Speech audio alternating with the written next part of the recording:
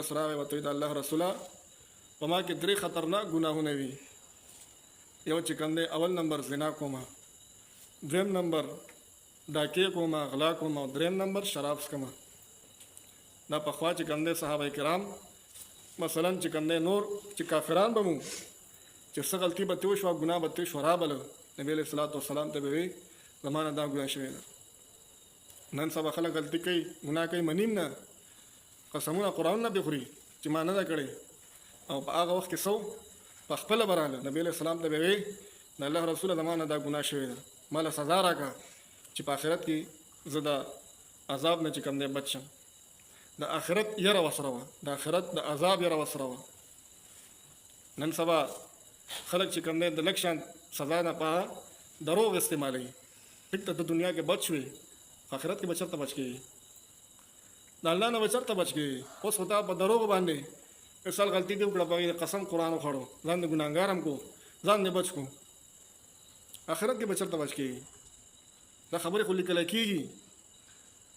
بهرحال نن سبا د آخرت نه څوک یېرېږي نه، بس په دنیا سزا نه یېرېږي، هغې نه ځان بچ کوي. خو دا نه و چې په سبا زه آخرت ته روان یم، الله به ما نه تپوس کوي، ما له به عذاب راکوي، بیا به څه کوم؟ او صحابه کرام د آخرت د عذاب نه یېرېدل، په دنیا کې به چې کوم دی د هغې سزا هغې به لکه خبره وړاندې کوله. بهرحال نبي علیه الصلاة والسلام هغه ته ووایي، دا ورته نه وایي چې یاره ته وظیفې وکړه، دا ورته نه وایي ته تهجد وکړه، ورته وایي ته به دروغ نه وایې، ته به څه دروغ به نه وایې. او یافته پس به چې کوم دی ما سره ملاوېږي. نو دې کس لاړې، همدغه شانتې چې کوم دی شپه شوه او د شرابو ته چې کوم دی زړه وشو، نو شراب یې راواغېستل، خوا کې به سره پراته وو، چې څنګه یې خولې ته نږدې کړه، په دغه ټایم کې دا خبره ورته یاده شوه چې ما ته خو نبي علیه الصلاة والسلام ویلو چې ته به دروغ نه وې، په هفته پس به ما سره ملاوېږي، بس که زه دا شراب څښمه نو بیا به ما نه تپوس کوي چې تا څښلي دي که نه یې څښلي. ما خو ما ته وایي چې ته به دروغ نه وې، نو زه به څه جواب ورکړم؟ هغه جام یې کېښودو، بیا څه ټایم پس زنا ته اړه وشو، کور نه بهر ووتو، بیا دا خبره ذهن ته راغله چې ما ته خو نبي علیه الصلاة والسلام ویلي ته به دروغ نه وې، هفته پس به ما سره ملاوېږي. بیا د هغې نه واپس شو، بیا غلا ته زړه وشو په دغه یوه شپه کې. نو بهرحال د کور نه ووتو، خو بهرحال دغه خبره ورته یاده شوه، بیا را واپس شو. هفته پس نبي علیه الصلاة والسلام سره ملاو شوی د الله رسوله تا چې ما ته خبره کړې وه د هغې د وجې زه د دې 3 واړو ګناهونه بچ شوم، واوړېدم. دروغ دا د ګناهونو جړه ده، د دې نه ځان ساتل پکار دي. دریم نمبر چې کوم دی د منافق او فاسق فاجر انسان علامت دا دی، صفت دا دی، دی به انسان سره چې کوم دی په ظاهره یو شان دي او په شیشه بل شان دي. دا د منافق انسان علامت دی.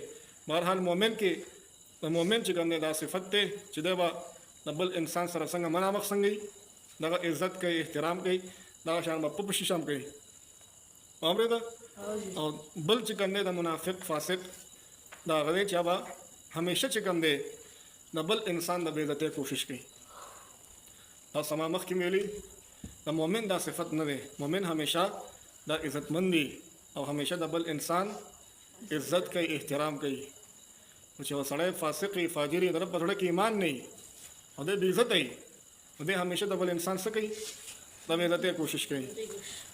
او بل غټ چې کوم دی د منافق دا علامت دی، دی به 2 کسان جنګوي، د یو خبره بل ته، بل نه بل ته، دا چې کوم دی د منافق علامت دی. ها د چا علامت دی؟ منافق علامت دی. دریم نمبر بل اخر چې کوم دی دی به ظلم کوي بل مسلمان باندې. څه کوي؟ همیشه بل مسلمان ته به تکلیف ورکوي. تاسو سموي ګناهونه ډېر زیات دي، خو د ټولو نه غټه ګناه، خطرناکه ګناه هغه ظلم دی. مثلا مؤمن هغه دی، مؤمن صفت دا دی چې دی به همیشه بل مسلمان ته فایده ورکوي، بل مسلمان ته به فایده ورکوي، بل مسلمان ته به چې کوم دی خوشحالي ورکوي، سکون ورکوي. خو دویم نمبر د منافق صفت او علامت دا دی چې دی به همیشه بل مسلمان ته تکلیف ورکوي.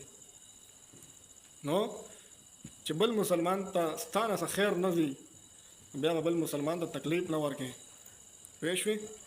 یقین وکړه چې بل مسلمان زړه ته تا تکلیف ورکو او د ده د زړه نه چې کوم دی کم خیرې وتې دا ډایرکټ چې کوم دی ځي.